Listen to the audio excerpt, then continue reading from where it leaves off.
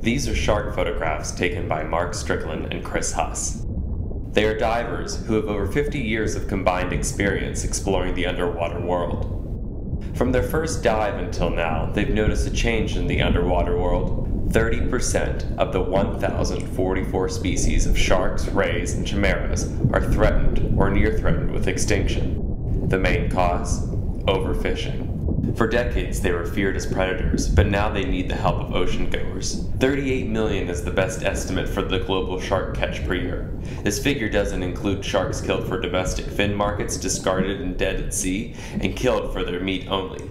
The demand has resulted to a world where many shark species are on the brink of extinction. This is the state of the shark.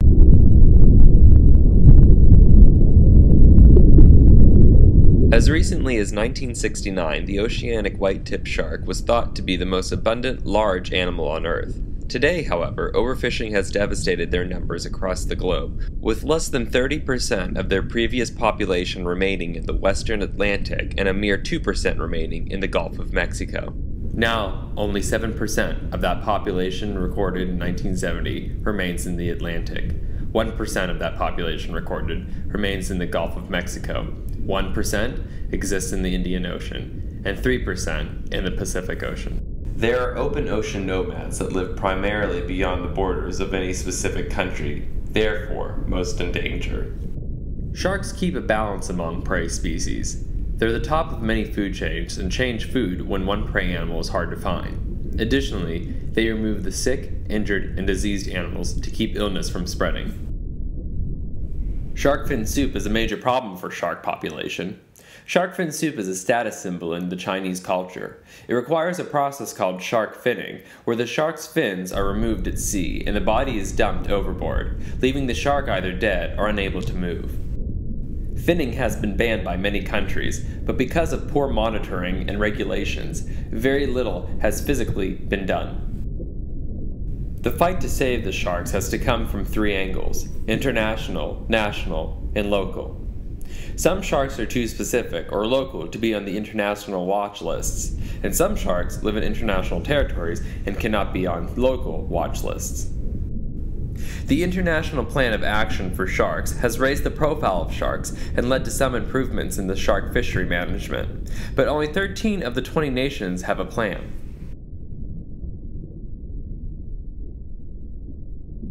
The hope is to draw attention to the plight of the sharks and rays, giving them their reputation as a severely threatened species, and place them on the official Red List of endangered species at the upcoming CITES Convention.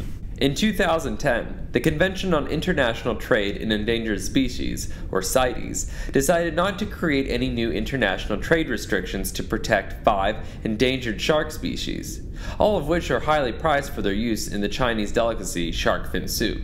This is a great hit to the shark population.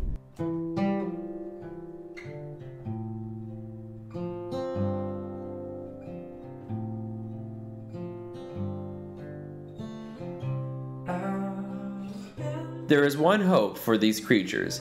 Marine Protected Areas, or MPAs, are known as being effective shark sanctuaries with dive tourism as the leading local and national protection for sharks.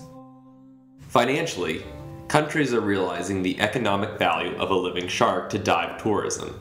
Some studies estimate close to $2 million over the course of one shark's lifetime, compared to its value when killed for fins, which is typically only $100 or so.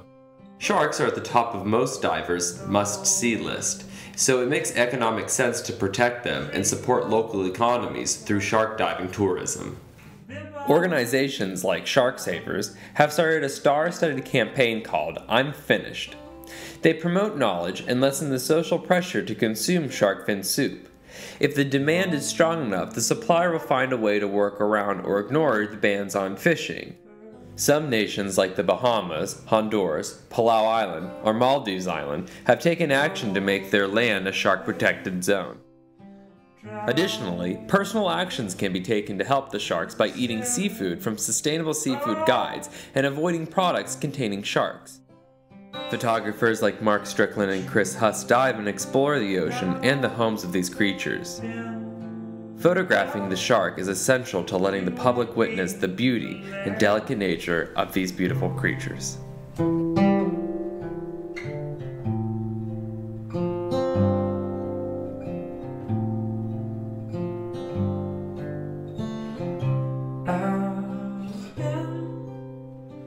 dream out loud, ribbons without applause.